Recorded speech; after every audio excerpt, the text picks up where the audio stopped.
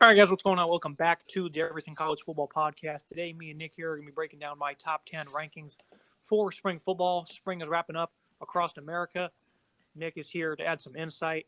Kicking things off at number 10, the NC State Wolfpack. This is a team I really like. Looking at their offense, the Wolfpack, they do lose a few notable names on the offensive side of the ball and two reliable running backs, Ricky Pearson, Zoe Knight, Amika Emezi, their top pass catcher, and, of course, top 3 pick, Ikem Ekwonu. Other than that, this unit has tremendous upside. I think Devin Leary, he was expected to develop last year as he entered his third season, but I don't think anyone figured him to be quite this good. He was the catalyst of this offense. They leaned on him tremendously through the air, 3,400 plus yards, 35-5 TD to INT ratio.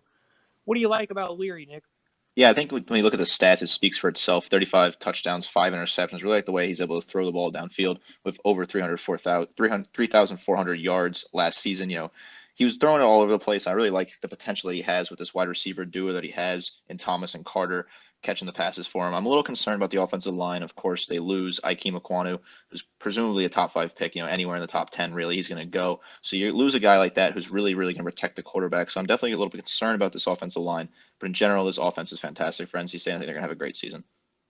I really like the duo you've mentioned that they get back in Thayer Thomas and Devin Carter, a veteran bunch, a lot of production. I think that they're probably the best in the conference from a duo standpoint. The offensive line, like you said, it's a bit of an issue. They only lose, they do lose 2 starters up there, or 3 rather, but they do get back Grant Gibson at center. He's probably one of the best in the nation at his position, so that's certainly good news for them.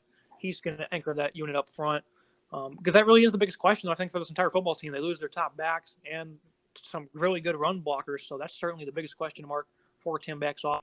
Overall, I think it's a pretty good unit, especially through the air.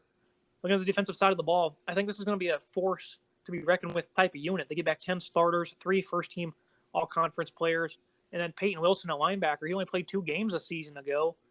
Drake Thomas, he stepped up immensely in Wilson's absence. He ended up leading the team in tackles 9 and 13.5 respectively. And then Isaiah Moore, if he can stay healthy, I think NC State might just have the best linebacking trio in all of college football, because you look back in 2020 and those guys were highly productive. They were pretty banged up last year, so we didn't get to see it, but it allowed Drake Thomas to step up. How do you feel about this front 7? I think it's a very underrated one. They're really going to lead the ACC this year. I look at Wilson, a guy who didn't play last year, kind of a big wild card for me. He comes back. Is he going to be able to get back to that role that he used to play? Is he going to be able to be productive as he used to be? And you look at Drake Thomas, he, like you said, stepped up, had nearly 100 tackles and 13.5 tackles for loss. Super talented there. And then Isaiah Moore, if he can stay healthy as well. The 3 of them there, I don't think I can name a better trio for linebacker in college football. These guys are so talented. Wilson is a really talented player prior to that injury. Only playing 2 games last year was definitely disappointing for him, but obviously injuries is out of his control. In general, this is just such a good linebacking core. Like you said, this trio is fantastic, and they're going to dominate on the defensive side of the ball this year. Well, guess who led them in interceptions last year? Drake Thomas. He did a little bit of everything for them. This linebacking core, I love it. And they also had one of the best secondaries in all college football last year. They were second in FBS, held teams to a 52.5% completion rate. That's absurd stuff. All 5 starters are back, and the unit there's very rock solid. Tanner Engel included. Shaheem Battle, I like him. Tyler Baker-Williams.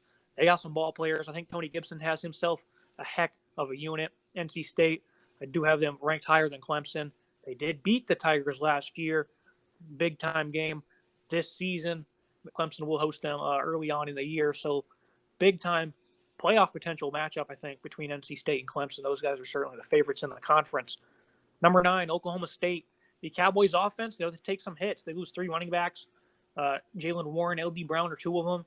Star wide receiver Tay Martin is gone, and arguably the team's top lineman in Josh Sills. But I think the Pokes have a pretty deep receiving group coming into 2022 with Brendan Presley at the forefront.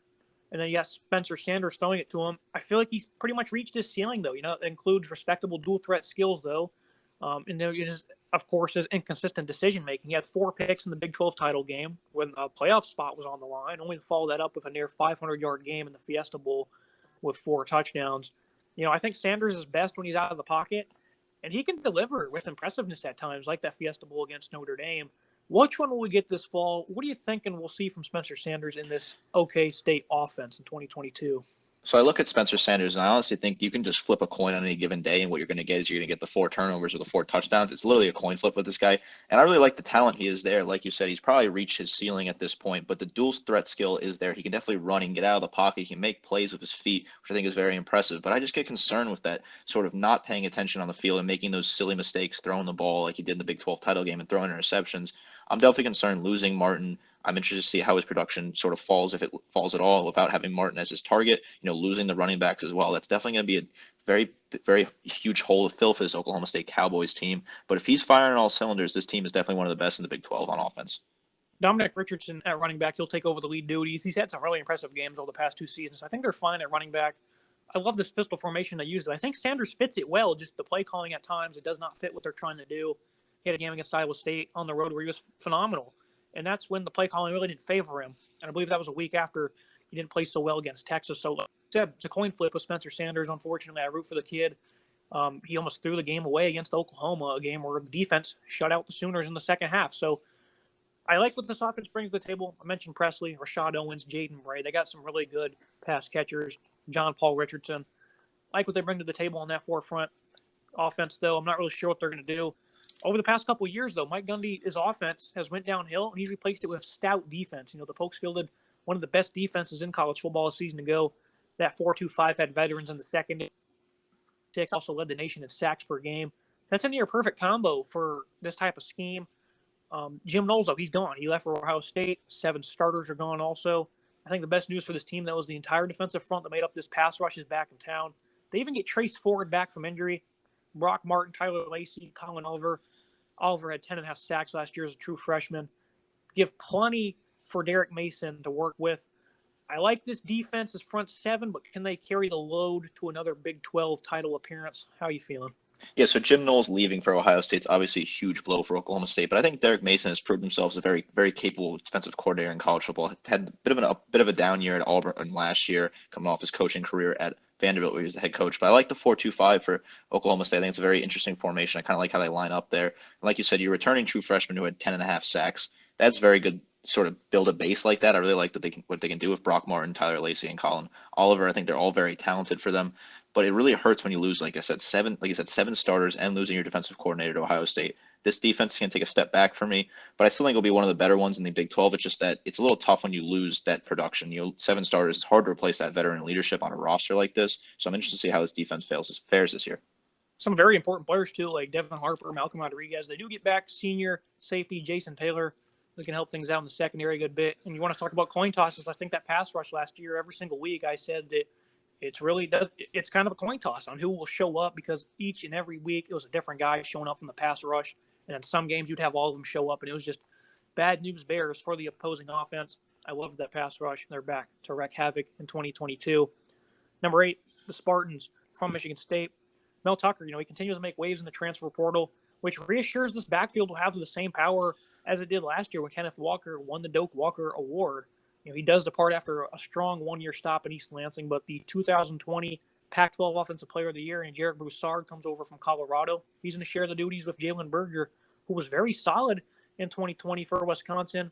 Last year, I guess he was kind of locked up in the doghouse, and he ended up transferring from Wisconsin. So he didn't see much action this past fall, but I think this is a very respectable running back duo the Spartans have. And Peyton Thorne was very impressive last season with 3,200-plus yards and 27 touchdowns. What's your stance on this offense that I think is probably going to be better than it was last year?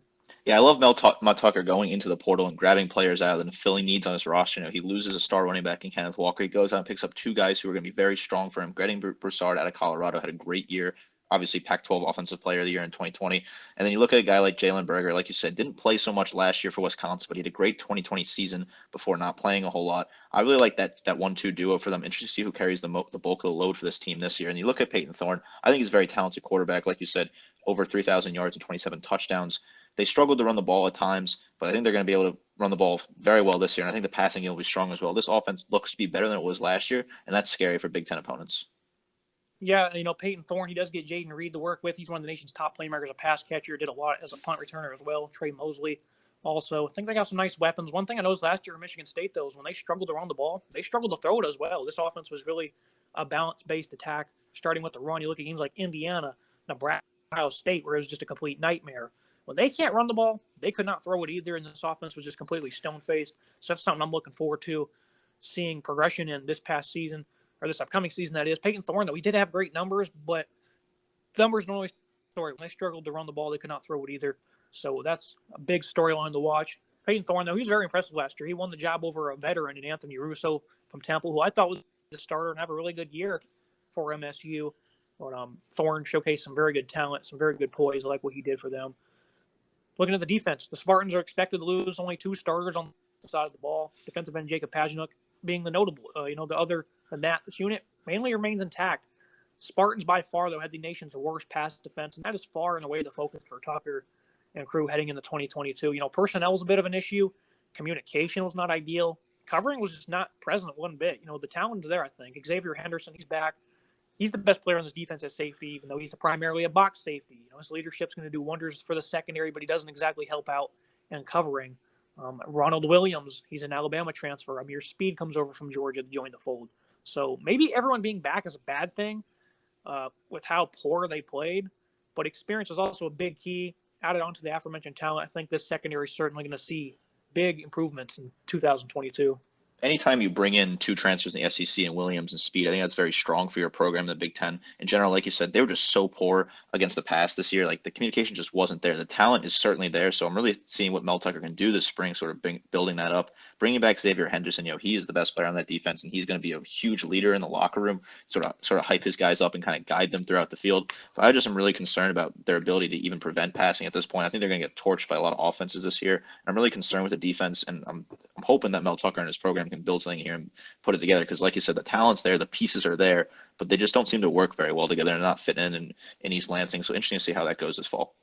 I'm also interested to see what they do with this linebacking core. They already have 2 nice veterans in Quavarius Crouch from the Tennessee transfer, and Cal Halliday was very impressive last year. And they also added Aaron Rule from Mississippi State, Jacoby Wyndham from UNLV, highly impactful players. Defensive end Chris Bogle comes over from Florida. So like I said, doing wonders in the transfer is Mel Tucker. He also got Daniel Barker at tight end.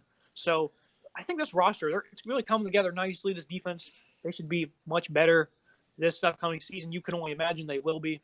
I like the talent they have on this unit, though. Overall, of MSU, I think they're here to stay under Mel Tucker. I don't think last year was a fluke one bit. Yeah, I agree. I think they're a very talented team. Looking to number 7, the Fighting Irish. Jet Cohen, he was actually pretty impressive last year. I did not expect that type of season for Cohen. But now it's time for Tyler Buckner to get the keys to the offense. Buckner, he's going to have to battle with Drew Pine. I do think his dynamic running ability, though, should give him a leg up. And it'll be an interesting bunch around him. Tommy Reese stuck around, which will be paying big dividends for Marcus Freeman. Remember, he reportedly had a giant offer to become one of the top-paid OCs in the nation if he were to go to LSU with Brian Kelly. Stays put. This offense is in good hands calling the plays. The Irish O-line was surprising. It's worst. They played. They got things together, though, towards the back half of the season. They helped in pass protection. The run game got going. Jarrett Patterson, outside of Michael Mayer at tight end, catching group, but production's far and few with this unit, considering the pass catching group is a big question mark. Yeah, so I look at Notre Dame, and I really am a fan of promoting within and keeping that sort of continuity and keeping the offensive coordinator around in South Bend. I think that was a really strong idea for them, and I'm really, really interested to see how that works out. This pass catching group does leave a little bit to be desired for me, but like you said, I like Buckner's ability to run. I think that'll be really a big important with this. I think there's a serious opportunity for this offense here. They can take a step forward in 2022. I really like the talent they have. They bring back a lot of guys. There's a lot of continuity there, and when you look at the schedule, I think it's very favorable for Notre Dame this year, and I think they have a real potential with this offense to put up some points on the board for sure. Yeah, the running back, I think they're going to stay intact. Kyron Lynn was departs, Chris Tyree, Logan Diggs. A lot of people expect things out of him. Again, though, they're back to the receiving core. I'm not really sure. Outside of Braden Lindsey, who's going to step up. Lorenzo Styles is nice. Joe Wilkins, he's a veteran. But altogether, receiving core, less than desirable, as you said. I'm not really too worried about it, though. Looking at the defense, Marcus Freeman has himself quite a unit for 2022. I think the Fiesta Bowl is still fresh in everyone's minds, though. A guy gashed for 23 points in the second half. There's room for even more, too. They surrounded over 600 yards. 5 starters depart, including Kyle Hamilton. Unit has plenty of upside, though. Former All-American Brandon Joseph comes over from Northwestern to fill that void in the secondary. Joining a slew of veterans. I think, speaking of experience, though, this front 6 or 7 Irish roll out loaded with nothing but seniors. J.D. Bertrand at linebacker. Isaiah Foskey at defensive end. He had 11 sacks and, of course, a whopping 6 forced fumbles last year. A lot of people are underrating this Notre Dame team, and I think that's the wrong thing to do, especially when you see what they're getting back on defense. Yeah, I think this defense is very strong for Notre Dame. I look at Foskey, like you said, 11 sacks and 6 forced fumbles, very strong stats from him. Bertrand's a really strong tackler as well. And you bring in a guy like Joseph from Northwestern, like you said, he kind of fills that void. Kyle Hamilton's such a talented prospect, really hard to fill that sort of void. But I think Joseph can keep up exactly with him, former All-American at Northwestern. When you look at the game against Oklahoma State in the Fiesta Bowl, giving up 600 yards and giving up 23 second half points, it's just not acceptable for Notre Dame. That should not have happened. But I think this defense, they're going to work on the offseason. They're going to build together and bringing back the type of guys they bring back, especially Foskey. This is extremely exciting for Notre Dame. I think their defense will be far better than their offense this year, and that could really lead the way for the Fighting Irish. Notre Dame kicks off the year on the road against Ohio State. I think that game will be closer than people think. I'm very concerned about how their secondary will cover, but they do have some veterans back there. It's not like it's a depleted unit with experience. So I think Notre Dame, very solid team. They have a very tough schedule, though, one of the hardest in the country. So playoffs will be tough, of course. Michigan at 6. Cade McNamara, he gave Michigan something they haven't had in a while, and that was a respectable passing game that allowed them to have that balanced offense they've been striving for under Jim Harbaugh. I remember watching the Wisconsin game all week. I was saying that this is the big test for them to see how much this passing attack has grown, and they certainly delivered because, what are we used to seeing when they play teams like Ohio State and Wisconsin? Running game gets completely stifled, the passing game has no pulse, and the offense is just completely a mess. That was not the case last year one bit, maybe other than the Georgia game. J.J. McCarthy, though, I think he is the future for the Wolverines. His athletic profile mixed with the impressive arm talent is eventually going to be too much for Cade to fend off. I think you're eventually going to see him take over the starting job this year. Michigan did win the Joe Moore Award last year for having the nation's top offensive line. Again, despite being outclassed by the Bulldogs and the CFP, they bullied opponents all year long last year. Olu Wantamai, he's one of the 3 players back up front for the slasher Blake Corum to run with. Donovan Edwards, a former 5-star. You've seen him make some big plays last year. He's going to fill that void of Hassan Haskins. I think they're going to be strong, again, in the trenches on that front. The receiving corps also welcomes back Ronnie Bell from a torn ACL. And also includes Ty and Eric All. Josh Gaddis, he unexpectedly departed for Miami. And that's going to be a big, crucial loss, short-term and long-term, from a talent and chemistry standpoint. I think 20. Yeah, I'm a big fan of this offense. I look at Donovan Edwards. I think he's a very strong 5-star coming in as a recruit, very, very talented player, former 5-star recruit coming in. I like to see what he can do this year. Ronnie Bell coming back from that torn ACL. Interesting to see kind of how he recovers from that. That's a difficult injury to get back from. Interesting to see how he bounced off. I was a big fan of Cade McNamara's play last year. That balance that they had was very strong. You're used to seeing them just pound the ball, but to be able to throw the ball like that was very strong. But I definitely think, like you said, McCarthy is the future for the Wolverines. But in general, this offense is solid. I'm a little concerned about the continuity, like you said, and they definitely did get bullied by Georgia in the CFP, but that might be just because Georgia's defense was unreal last year. This Michigan State Wolverines offense is solid. They should put up a decent amount of points this year, be able to keep up with the teams like Ohio State, Michigan State in the conference. I thought Andrell Anthony, Cornelius Johnson, Roman Wilson as well. They all made pretty good impacts at times in the receiving group. So I like what they get. They get Bell back. Also, the Wolverines defense. This was a resurgent unit last year. It's back to square one, though, as we enter the spring. Mike McDonald went back to Baltimore after an impressive 1-year stop in Ann Arbor with his brother Sam, another former Ravens assistant, to make up for taking his defensive coordinator in McDonald. The Wolverines, though, opted to run more zone coverage last season, which benefited this secondary immensely. So did having 2 pass rushers that double-figure sacks, of course. So we'll see what happens because they replaced a lot of guys. Mozzie Smith and Taylor Upshaw are the only last year's defensive line rotation. So I'm a little concerned in that area. Junior Colson, I think he was very impressive last year as a freshman, the linebacker. He's going to fill the shoes of Josh Ross with ease. German Green, DJ Turner, only notable faces back in the secondary. I think Mentor, the new DC, has his work cut out for him, to say the least. Yeah, I really liked how they planned and ran that zone coverage last season. I thought that was very strong for the secondary. But when you lose a guy like Aiden Hutchinson and David Jabo, that's a lot of production. You have to replace those double-figure sacks for each of them. It was very tough to lose. But I look at a guy, like you said, you're looking at Junior Colson. I think he was a very impressive freshman season at linebacker. I think he can step up this year. And looking at Green and Turner, I think they're very talented players. They're back in the secondary. I expect big seasons out of them. They're going to step up and be the leaders for this team. In general, the defense is looking a little bit weaker than it was last year because, again, when you lose the production in Jabo and Hutchinson, that's just tough to replace. But I think they'll be in good fit in Ann Arbor, and I think they have a decent talent here to carry them throughout the season. You'll see what Jesse Mentor can do. Overall, I do think, because Michigan has not recruited very well over the last couple of years, so this is going to be a real make or break year, I think, for the defense. very up in the air about that unit. We'll see what happens. Number 5, the Utah Utes.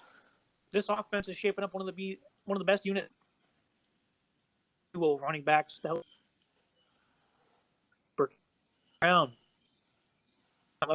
21 touchdowns. Micah Bernard averaged over 6 yards per carry as well, though. As the team's third back, Ledger departs. These two are going to do wonders, I think, working next to each other.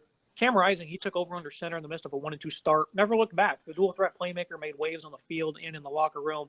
2,500 yards, 20 to 5 TD to INT ratio. He had 499 on the ground for another 6 scores as a runner. Cam Rising was exceptional. Nick Ford does depart at center. Brett Covey finally leaves after 8 years in Salt Lake City. But other than that, this offense pretty much intact. I think they're shaping up to make a playoff run. This offense returning in the Pac-12, this team has potential to make a playoff run. I love Mike Bernard stepping up to be that second running back. Like you said, he was averaging 6 yards per carry as the third back. Now he's going to be the number 2 back. He should get a lot more touches this year. I look at Tavion Thomas, over 1,000 yards last season, 21 touchdowns. That production is going to go up, in my opinion. The sky's the limit for this 2 running back pairing. I think they can both have a ton of touches, but also you can kind of balance the offense of Cam Rising. He's a really talented quarterback, dual threat. He can also run too. So the ground game's going to be strong for Utah this year. They're going to absolutely dominate on that side of the ball, on that part of the offense for me. And in general, I love this offense. They bring back a lot of people. Like you said, they only lose Nick Ford really at center and Britton Covey. In general, this is such a talented team. I love the way it looks. Cam Rising should have a great year. I look to him to make some waves in the Pac-12. And this is a very exciting team. And playoffs is definitely a real possibility for Utah this year. The receiving core, these names don't stand out to you, and that's going to be a bit of a concern. There's a reason why they really don't. But Devon Veely, he was really good last year, 16, almost 17 yards per catch. He's going to step up a bit. It's a very young receiving core, but I think the 2 tight ends in Dalton Kincaid, Brant Cooley, they're going to ease up the pressure immensely, especially with the play action they have to run, how strong they are on the ground. I'm not worried one bit about this receiving core. They also have a guy named Money Parks. That's a pretty crazy name. So offense, overall, I think it's a solid unit, especially with how tough they are. Looking at the defense, though, they replaced 3 incredible key pieces from this unit last fall. Nephi Swell, Devin Lloyd, Mike Tafua. They're all gone. These guys were big-time producers last year. But on the flip side, they have some young players I'm highly intrigued by. Freshman defensive end Van Fillinger and 9.5 sacks last year, or 9.5 tackles. Hybrid DB Cole Bishop. This guy was amazing down the stretch this season. Very interesting this year. Nation's top pickups last season. Also think defensive tackle Junior Tafuna. He was a big-time impact player. It was overwhelming. And although they haven't made many moves in the transfer plan, will be from Florida.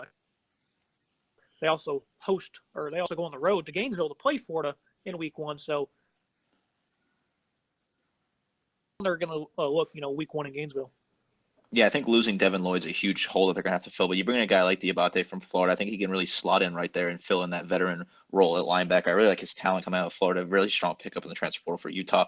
And looking like you said at Bishop, very talented player, that hybrid DB who can really do a whole lot on the field. I really like to see what he can do. Clark Phillips, returning 13 pass breakups, very impressive for him. Expect him to have a good year as well. And like you said, I like this across the board. This defense, I think they're strong. They replace some talent in losing Sewell, Lloyd, and Tufolo. But in general, very strong team. I'm interested to see what they can do this year. And I think picking up Diabate was a huge pickup for them, and that's going to be the key for me this year. See how he does. Also, one thing I forgot to mention, I got Gabe Reed from Stanford. That's going to be a big-time help in the pass rushing department. And they also have Devin Kafusi. Kind of interesting that all of his brothers, including him, were on-time BYU Cougars. Now he's playing for the Rivals, so that's pretty interesting to see. But the Kafusi brothers, those guys are all studs, and I expect the same thing from Devin this season.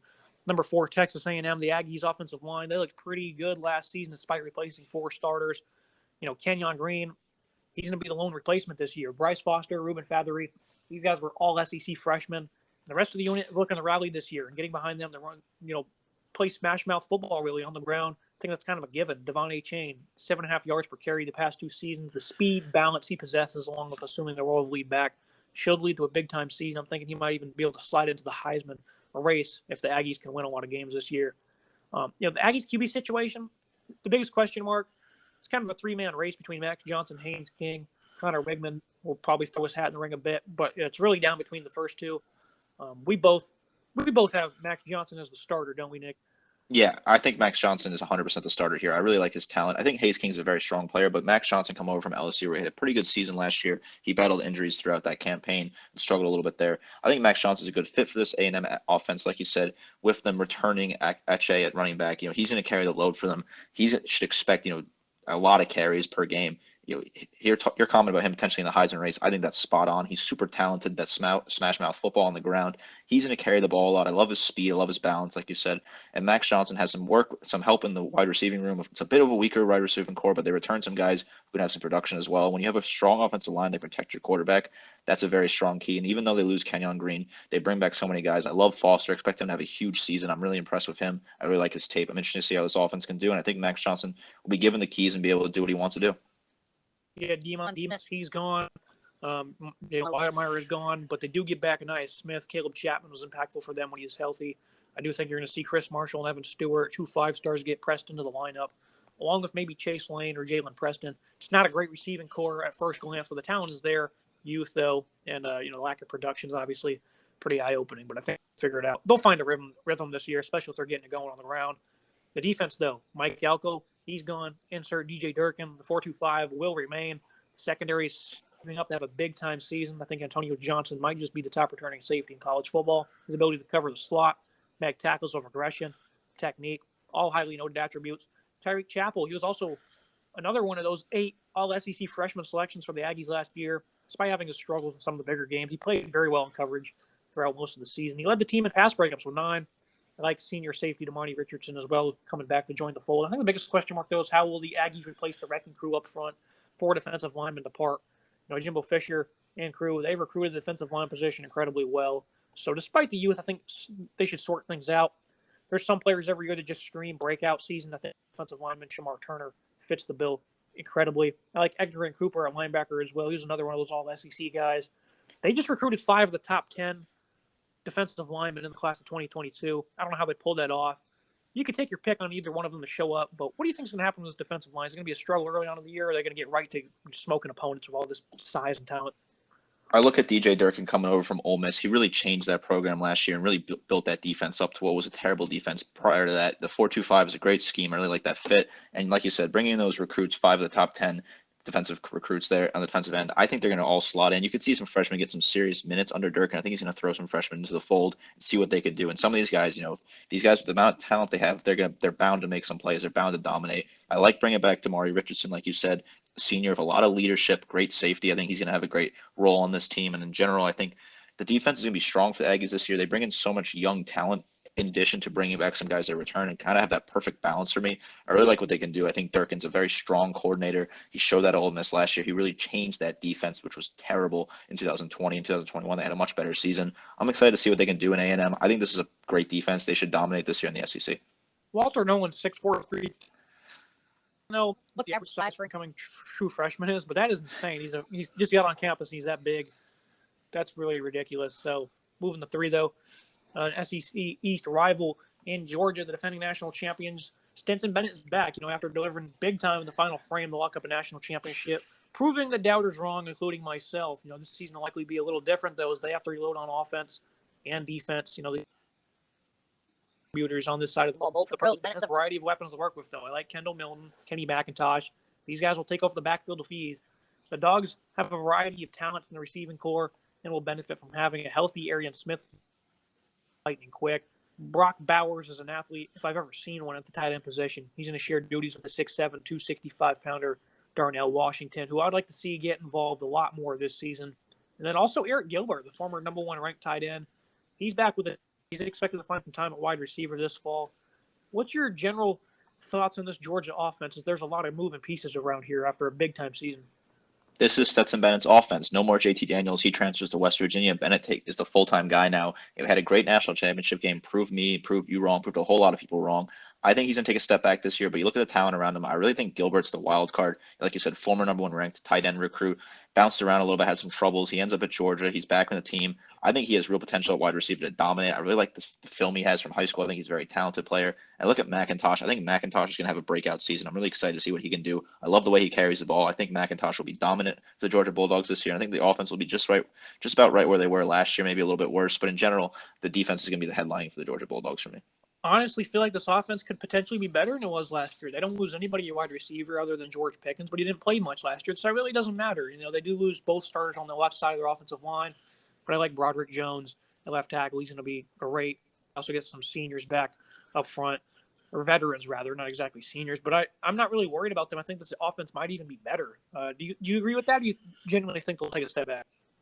I don't know if they're going to take a step back, but I think they'll be right around the same they were last year in that sort of range. They do have potential to take a step forward, but if they do take a step back, it's not going to be a very massive step back. I think they're going to be kind of hovering around that same range they were last year. Solid, but nothing special. Yeah, I'm honestly pretty excited now to see what this offense does because even though I did a preview on them earlier in the year, I totally failed to realize how much they actually do get back, especially at pass catcher. Should be interesting to see what happens in that group.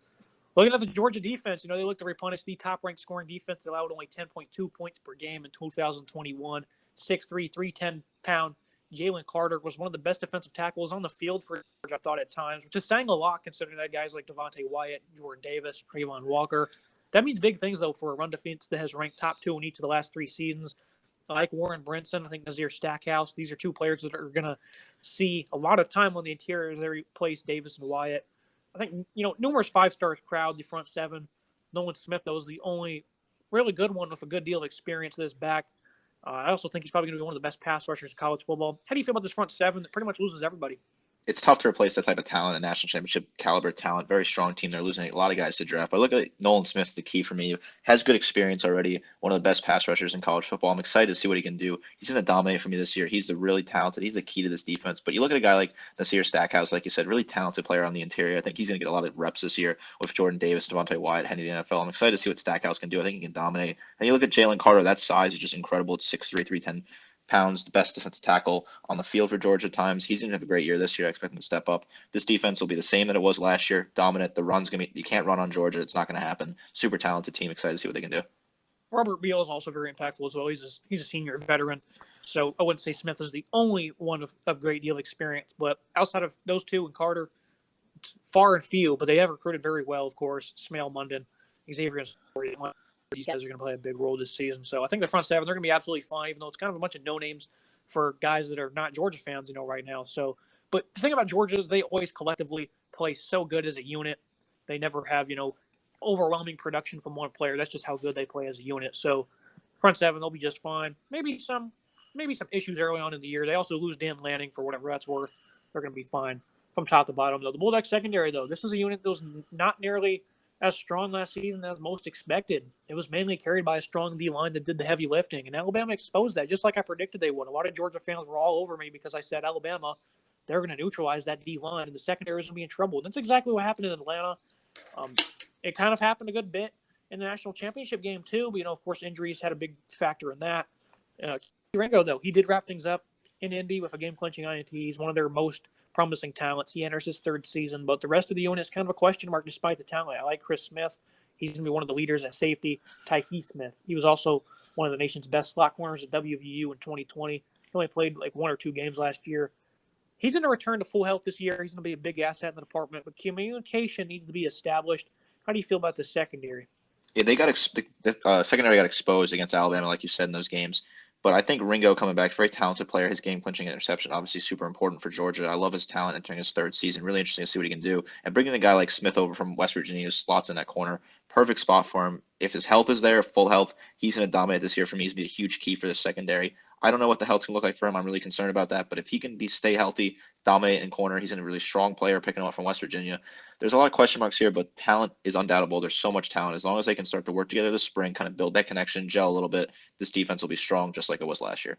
I think Nyland Green, this guy to watch, I expected him to have a big breakout last year. Remember coming into the year, I think they replaced 4 starters, 3 or 4. They replaced a good bit of starters. Nyland Green was a guy I kind of expected to slot in there. They didn't really have to lean on young talent last year. They kind of really figured things out, which was kind of surprising. They dialed up a great deal. I do think those take a step back because, how Georgia fans will probably be upset with that. How can you top last year's unit, these second-round talents? Overall, what is just the entire unit since last year? The defense is going to take a step back, but that's natural when you lose the type of talent you lose. You lose guys like Jordan Davis, Devontae Wyatt, and Kobe Dean. You're losing so much talent that it's hard to replace that. But Kirby Smart knows how to recruit. He's going to keep pumping guys in.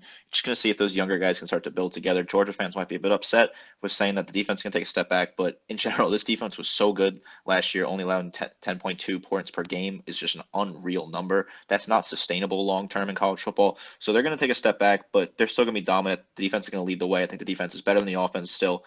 This is a talented team. Kirby Smart knows how to coach the defense. He knows what he's doing. He was a longtime defense coordinator, Nick Saban, for a reason. Very talented team. They'll take a step back, but they'll still be super talented. They'll still win the East this year for me. Very talented team. They'll be knocking on the door for the national championship, just like they were last year. When we say take a step back, we mean go from 10 points a game to 15 points per game allowed. So that's not too bad. So exactly right. Double-digit points given up still. Yeah. There you go. Yeah. Football team all around for Georgia. Number 2, the Ohio State Buckeyes. C.J. Stroud. He was my Heisman pick for 2020. Understand that, and he certainly proved it, not just because he had a strong receiving group to work with, or supporting cast as a whole, really, but he shined with talent, especially as the season went on. He was actually the favorite late in the year before, a loss to Michigan would knock him out of the race, but Stroud was mesmerizing throughout the season, showcased his confidence, resilience. A lot of third and fourth downs. Remember those games against the Wolverines and against Oregon where his defense could not help him out one bit, and he was incredibly resilient on third and fourth and long. The arm talent as well. Week by week basis, Stroud got better. 4,300 yards, 44 touchdowns. He had 6 picks. Capped off that season with a memorable Rose Bowl game. Same can be said for Jackson Smith-Njigba. He's at the forefront of that thriller in Pasadena. His 347-yard effort solidified his spot as the top pass catcher in college football heading into this season. I think JSN, though, was a premier route runner who's considered on the Buckeyes roster last year, despite playing alongside 2 presumable first-round talents. I like Marvin Harrison Jr., Emeka Egbuka, Julian Fleming, the latter 2 being the top-ranked wide receiver recruit in their respective classes. All the voids are expected to be filled with ease at this receiving group. You can also throw Travion Henderson in the fold as well at running back with a big-time season. I like Paris Johnson kicking to tackle, opposite side of DeJuan Jones. Again, the sky high is the limit for this offense. Will he be better than last year, even though it seems hard to do considering they average 45 a game? This offense is going to take a step forward next year. Look at C.J. Stroud. He struggled a little bit that first game against Minnesota. I was watching the game on that Thursday night. He looked a little uncomfortable, but as the game went on, he got comfortable, got fit in there a little bit, and started making some good plays. And then he just sort of picked it up from there. Like you said, over 4,400 yards and 44 touchdowns to 6 interceptions, capped off with that Rose Bowl game. I love JSN, premier route runner, like you said, one of the best pass catchers in college football. Expect him to have a crazy season. Marvin Harrison Jr. is another name I look at. A bit underrated of a talent. Expect him to have some great catches this year. And Travion Henderson's going to carry the load. I love him at running back. I really think you can throw to him. You can do whatever you need to do. He's a very talented player. I really like to see what he can do. And I think you nailed it, the key with Paris Johnson being tackled opposite side of DeJuan Jones. That's absolutely perfect for me. That offensive line looks great. I know they replaced Nicholas Petit-Ferrer. He has to go to the draft. But in general, this offense is taking a step forward for me. They're very talented. And it's crazy to say they're taking a step forward considering they're losing 2 probable first-round talents at wide receiver. But that's just how deep this wide receiving room is. It's very talented. And Stroud's just that X factor, that wild card. He's the difference maker. JSN should be in for a great season. Travion Henderson, too. I absolutely love this offense. The sky's the limit. Like you said, they're going to dominate in the Big Ten. These guys will also be playing with a chip on their shoulder, or an angel on their shoulder, I should say, this fall with the tragic passing of Dwayne Haskins. What do you remember most from his 2018 season where he was just lighting it up? I refer to that season a lot because he was just so good that year, setting school records for yards and touchdowns. What's your biggest memory from that season that Dwayne Haskins had?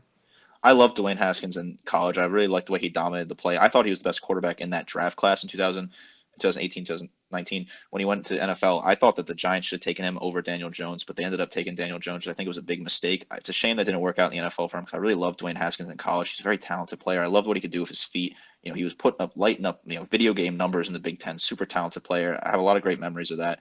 And in general, it's a shame that he passed away. I really hope his family, take care and do well over the next couple of weeks as they deal with this in the Ohio State program. They're going to have to deal with this. They'll have the angel over their shoulder, like you said. I expect an emotional season from them. I expect them to have a strong season. There's slot in number 2 for a reason. This team is super talented. I can't wait to see what they can do on offense. Yeah, very unfortunate what happened. I really thought he had a big chance to resurrect his career under Mike Tomlin and the Steelers. He was legitimately going to battle for the QB spot this year. Very unfortunate. We'll be praying for him and his family. And Ohio State will certainly be playing with him this year. Maybe he'll even get a jersey. They'll even have a jersey patch with his memory on there. We're moving at the defense, though. Jim Knowles makes his way to Columbus after sporting, some of the nation's best defenses during his tenure with Oklahoma State. This is a massive addition to the staff by Ryan Day. The Buckeyes defense that star-studded unit in 2019. They were fourth nationally in scoring defense. That's just disappeared and hasn't came back. It doesn't appear it's coming back until they made this big splash of a hire. Ohio State, though, they were flat out soft on defense with their 2 losses. They were played months apart, too. The second game of the year, and then the 12th game of the year. 10 games in between, not much had changed one bit. The defensive line gives them a good starting point, though, in any resurgence. The interior D-line provides plenty of optimism. Tyleik Williams, I like him, joins 2 seniors, while JT Tuimoloau and Jake Sawyer, 4th and 5th ranked recruits, respectively, in the class of 21. They're going to be unleashed, along with Zach Harrison, who's yet really to be a force off the edge. What's your thoughts on this front 7 that also has 2 linebackers? They're converted running backs, as personnel is a big issue. Yeah, so bringing Jim Knowles in is a huge for me. I absolutely love him at Oklahoma State. Very talented. I think Zach Harrison, you hit on the head there. He is really yet to show that full talent. I think he's an extremely talented player. I can't wait to see what he can do off the edge. I expect him to have a huge season. He's going to be an absolute dominant force. In general, bringing back Jack Sawyer, like you said, very solid player, former top recruits in the class of 2021. I think they're a very solid defensive team now. They looked flat, like you said, in multiple games last year. They really struggled at points, and I was very disappointed for this Ohio State team. But they return back these guys. They build this new defense under Jim Knowles. The potential is there. This defense can take a huge step forward this year. The secondary, though, they're also defense still could change in that 4-2-5. It's been tough when it comes to opponents being able to pass against you. Again, like last year, Oklahoma State mixed it with an insane pass rush, perfect combo. Personnel isn't exactly as pressing of a need as it was in 2020, but I still think that there's a lot of issues. Sevyn Banks, their top defensive back, enters the portal. Denzel Burke, though, has high upside. Tell pass breakups past season. The safety group, they feature some hybrid playmakers. Ronnie Hickman, Lavin Ransom, and then the former Cowboy Tanner McAllister. He's going to walk in day one and be an instant impact starter for these guys, especially with the scheme change. How do you feel about the secondary? I love McAllister's impact potential, like you said, coming over from the Cowboys. Knows his former coach, very talented player. He's going to sort of slot in there, make plays immediately. I like Hickman a lot too. Hickman's coming back, bit of a playmaker there at safety, and then you hit the nail with Denzel Burke. 12 pass breakers last year, very talented player. I expect him to step up this year. I'm going to be interested to see Burke, week 1, see what he can do. I'm a very talented player. I like to see what he can do. I think the defense will take a step forward. The 4-2-5 is going to be a great change for them. I think that's a great scheme fit for this team with the way the roster is built. I'm excited to see what they can do in Columbus. Moving to the number 1 team, no shock here, Alabama Crimson Tide. Bryce Young has a great opportunity in front of him, so he can become the second player to win multiple Heisman trophies. This opportunity doesn't happen often because usually when you win the Heisman, you're out the next year. Young, though, he's back. I don't know how he can get better, but he probably will. He was stellar all of last season. He had to seemingly carry this Tide offense at times, though. Running the ball was not easy, as in years past. Nor was the offensive line play. They were almost dead last in tackles for loss allowed. Pass protection was iffy. Evan Neal, he departs. J.C. Latham, Tommy Brockmeyer, 2 top 5 recruits in the class of 21 will be thrown into the thick of things. They joined veterans on the interior as well. Jameer Gibbs at running back, he comes over from Georgia Tech. Boatload of versatility with him. He shares a crowded backfield though with Jace McClellan and Trace Sanders. And if it wasn't for that, Gibbs would probably be my underdog Heisman pick. Overall, though, strong talent, great quarterback. Jermaine Burton comes over, brings that vertical speed to help replenish a youthful receiving group that struggled in the national title game. Ajayi Hall just transferred, so there's a lot of guys like Aaron Anderson that are going to have to step up. A lot of talent, a lot of youth, though, as well. How do you feel about this receiving core? I'm not really too worried about it. Early in the year, maybe, but I think as the year progresses, they're going to be just fine. There is so much talent with this Alabama team, and it runs through Bryce Young. The wide receiving core does concern me a little bit, but like you said, maybe the first couple of weeks they struggle, but as they get right into SEC play, they'll be very strong. They'll be ready to go. They'll have the experience they need. Jermaine Burton picking him up from Georgia was a huge pickup for Alabama and Nick Saban. Nick Saban working the transfer portal this year, grabbing Jameer Gibbs as well. He embraces the transfer portal, Nick Saban. He loves the transfer portal. He's grabbing players from it. He's building this offense back up. And Bryce Young had a terrible offensive line last year and was still able to win the Heisman and produce. If his offensive line even improves just a little bit with Tommy Brockmeyer and J.C. Latham, the sky's the limit for Bryce Young. He can easily repeat Heisman. Very talented player, super strong arm. I love to see what he can do if he run the ball a little bit more this year. He was a bit skeptical to run the ball last year, hesitated a little bit, and that made some risky plays for him. But I love Bryce Young's potential. I love his talent. To bring a guy like that back is just incredible. The sky's the limit for him. Repeat Heisman is a serious possibility for Bryce Young. He has to be the favorite in my opinion. Very talented player, and I'm excited to see what him and Burton can do. I expect him to target Burton a lot, especially at the start of the season, as those younger wide receivers get some reps and kind of get more experience as they transition to SEC play. Overall, this offense is so talented. Can't wait to see what they can do this season. I think it does wonders for Ja'Cory Brooks. That really opens the door for him to have a big-time season. He's going to get a lot of amplified work. This receiving group, plenty of talent. He'll be all right. The defense, how are they looking? It was kind of iffy last year. They really struggled with positioning at times throughout 2021. This was also a quite youthful unit. They get back some impressive talent, though, that should lead a resurgence. I was wrong last year on this defense. I thought it would be old school Nick Saban, crushing run defense, blanketing secondary.